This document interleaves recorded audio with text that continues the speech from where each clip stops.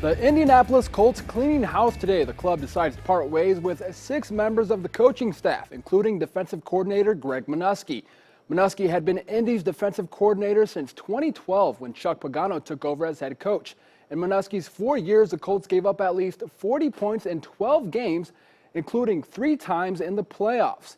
In December, the Colts lost back-to-back games by at least 35 points for the first time since 1978. On the hardwood, the Indiana Pacers looking to bounce back after Monday's overtime loss to the Miami Heat. The blue and gold staying in Florida, this time taking on the Orlando Magic. Paul George getting some shots up before the game. Second half, Pacers up 2. Evan Fournier turnover. PG-13 heads the other way. Victor Oladipo tries to draw the charge, but to no avail. Give Paulie G the hoop and the harm. Third quarter winding down. Monte Ellis using the screen to create some space and knock down the pull-up jumper. Ellis with 19 points on the night. Moving ahead to the fourth, the Magic kick it out to Oladipo, the former Hoosier. Knocks down the long ball. He ends up with 20, trying to rally the troops. But the Pacers with a bit more in the tank tonight. Nice pass from Ellis to Jordan Hill, who slams it home. The Pacers beat the Magic 95-86. Next game is at New Orleans on Friday night. And plenty of NBA stars have suited up in the McDonald's All-American game, and one future Boilermaker might get that opportunity as well. Carson Edwards, a Purdue commit from Atascocita High School in Texas, is nominated to play in the prestigious contest featuring the best high school players from the nation. The final selections for the game will be announced on January 17th. Current Boiler freshman Caleb Swanigan was a McDonald's All-American last year.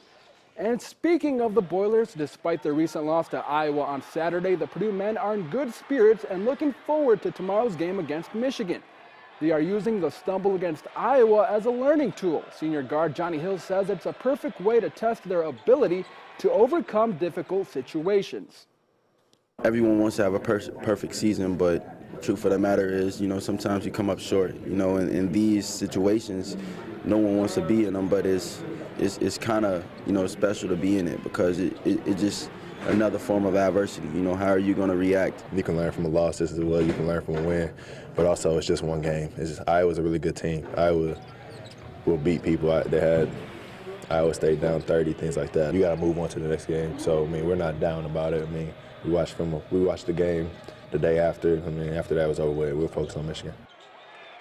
Tip-off for tomorrow's game is at 7 o'clock at Mackey Arena. The Purdue women also in action on Thursday night. The Boilers going on the road to Northwestern. Sharon Versup's ladies are off to a 2-0 start in Big Ten play. In Sunday's win over Illinois, Purdue's post players held Illini center Shatrice White in check in the first half, limiting her to only 4 points on 1 of 4 shooting. A confidence-boosting performance they hope carries over to Evanston, where they will face Wildcat forward Nia Coffey, who is averaging 18 points and 11 rebounds per game, including a 25-point, 17-rebound outing against Nebraska on Sunday. And the kid from Northwestern is totally different than the kid from Illinois, so she really extends out. She's so athletic. She can get to the hole. She does a variety of things. But how we handled Illinois big just gives our team confidence. We play great team defense, and in order to take a player away, it's going to take the whole team, and that's exactly what we did against Illinois and what we're definitely going to have to do against Northwestern. Definitely look forward to the challenge. I think that's what makes the game so fun. It's not fun when you play against people that aren't good.